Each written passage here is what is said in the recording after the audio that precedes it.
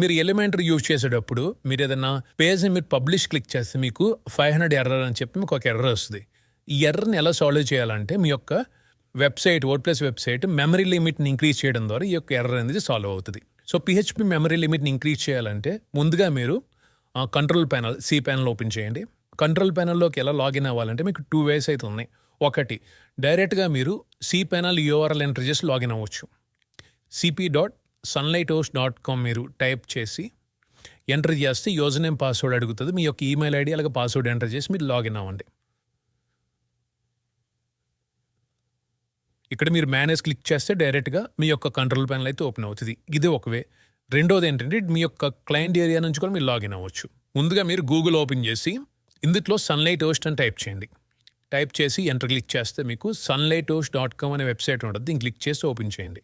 ఇక్కడ మీకు top right side కార్నర్లో క్లయింట్ ఏరియా అని కనబడుతుంది. దీన్ని క్లిక్ చేస్తే యూజర్ నేమ్ పాస్వర్డ్ అయితే అడుగుతుంది. మీ యొక్క యూజర్ నేమ్ పాస్వర్డ్ ఎంటర్ చేసి లాగిన్ క్లిక్ చేయండి. మీరు ఇలా క్లయింట్ ఏరియాలోకి అయితే లాగిన్ అవుతారు. అంటే ఇక్కడ మీరు ఏదైతే సర్వీసెస్ ఉన్నాయో మీకు సర్వీస్ మీద క్లిక్ చేస్తే మీ యొక్క హోస్టింగ్ ప్లాన్స్ అయితే డిస్ప్లే అవుతాయి. మీరు ఏ యొక్క hosting plan control panel open చేయాలనుకుంటున్నారో అది సెలెక్ట్ చేసుకుని ఇక login to control panel click చేస్తే డైరెక్ట్గా ఎటువంటి యూజర్ నేమ్ పాస్వర్డ్ ఎంటర్ చేయకుండా కూడా మీరు లాగిన్ అవ్వచ్చు. ఇక్కడ మీ యొక్క సర్వీస్ని సెలెక్ట్ చేసుకుని మీ యొక్క ప్యాకేజ్ మేనేజ్ క్లిక్ చేస్తే ఇలా కంట్రోల్ ప్యానల్లోకి అయితే మీరు లాగిన్ అవుతారు.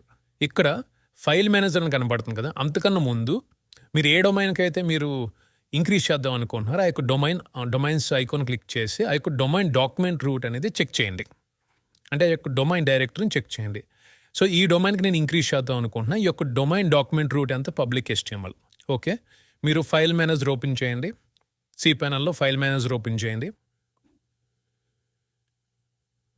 ఓపెన్ చేసిన తర్వాత పబ్లిక్ HTML అనే ఫోల్డర్ ఓపెన్ చేస్తే ఇక్కడ మీకు WP config అని కనబడుతుంది ఫైలు. దీన్ని 2 times క్లిక్ చేస్తే మీకు ఈ యొక్క ఫైల్ అనేది ఓపెన్ అవుతుంది. ఇక్కడ మీరు కిందకి స్క్రోల్ చేయండి. ఇక్కడ మీకు డట్సాల్ స్టాప్ ఎడిటింగ్ అని కనబడుతుంది కదా, దీనిపైన ఒక కోడ్ అనేది మీరు యాడ్ చేయాలి. ఇప్పుడు నేను ఇక్కడ మీకు డిస్ప్లే చేస్తాను ఈ కోడ్ మీరు ఇక్కడ ఎంటర్ చేయండి. ఇక్కడ యాడ్ చేసిన తర్వాత మీకు ఎంత సైజు కావాలి, 32 MB కావాలా, లేదంటే 128 MB కావాలా, లేదా 256, 512 ఇలా ఈ విధంగా మీరు ఇంక్రీజ్ చేసుకోవచ్చు. మీకు ఎంత లిమిట్ కావాలంత లిమిట్ మీరు ఇక్కడ ఎంటర్ చేసి సేవ్ అండ్ క్లోజ్ క్లిక్ చేయండి. ఆటోమేటిక్గా ఈ యొక్క ఫైల్ అనేది సేవ్ అవుతుంది. సో ఇప్పుడు మీకు మీ యొక్క వర్డ్ప్రెస్ వెబ్సైట్కి ఫైల్ లిమిట్ అనేది మెమరీ లిమిట్ అనేది ఇంక్రీజ్ అవుతుంది. ఈ విధంగా మీరు ఎంతైతే సెట్ చేసుకుంటే అంతవరకు ఇంక్రీజ్ అవుతుంది. సో ఇలా ఇంక్రీజ్ చేసిన తర్వాత మీకు ఎటువంటి మెమరీ లిమిట్ ఎర్రర్స్ అయితే రావు. ఇప్పుడు మీరు ఏదైతే ఎలిమెంటరీ పేజ్ అప్డేట్ చేస్తున్నారో మీకు ఏదైతే ఎర్రర్ వస్తుందో ఈ యొక్క ఎర్రర్ అనేది ఇప్పుడు రాదు. ఒకసారి మీరు పేజ్ని రిఫ్రెష్ చేసి అప్డేట్ చేసి చెక్ చేయండి.